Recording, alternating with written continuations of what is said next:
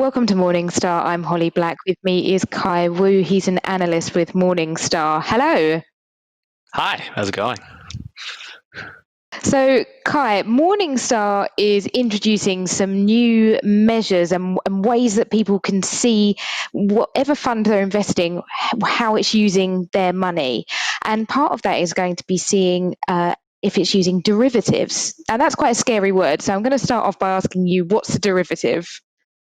That's a great question, Holly. So, derivatives are specialized instruments that help a fund manager manage control and risk and return in their funds.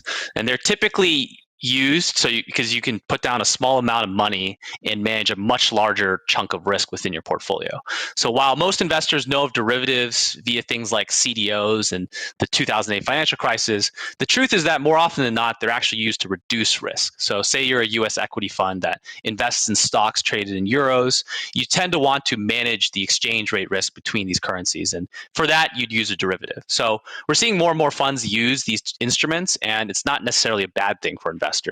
At the same time, we need to make sure that how a fund uses derivatives is transparent and it makes sense with their impact to the portfolio. So when I look up a fund on Morningstar now, I'll be able to see this new measure, economic exposure. So how is that going to help investors? So for representing derivatives, our focus started with our asset allocation view. So for years, our asset allocation view has served as a catch-all for representing sources of risk and return.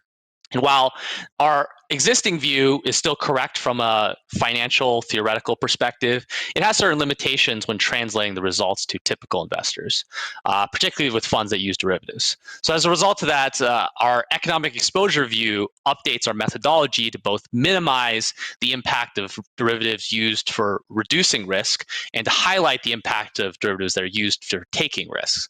We also created a new view called market value, which represents where a fund invests their money. So when you take these two together, these two views make it clear how derivatives in a fund impact its source of risk and return.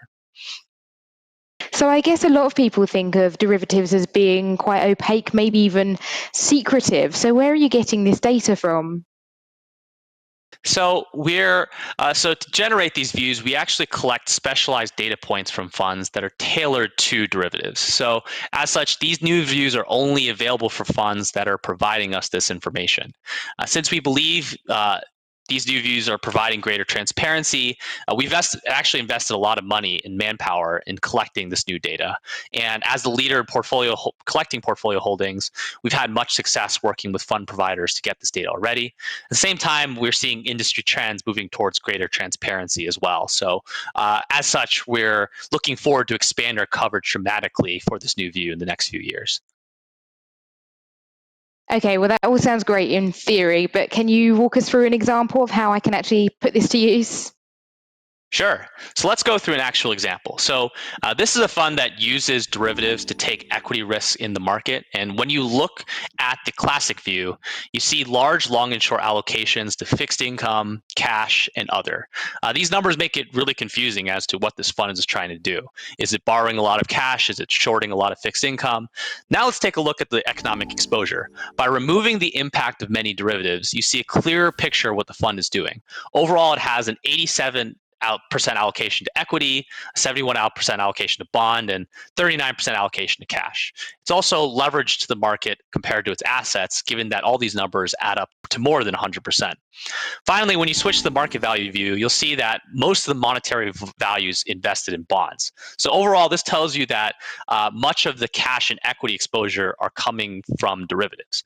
So using the market value view with the economic exposure view, you get a very clear picture of that this fund is leveraged, and it's both a 100% invested in equity approximately, and also roughly 100% allocated to bonds and cash. Kai, that's fantastic. Thank you so much for your time. For Morningstar, I'm Holly Black.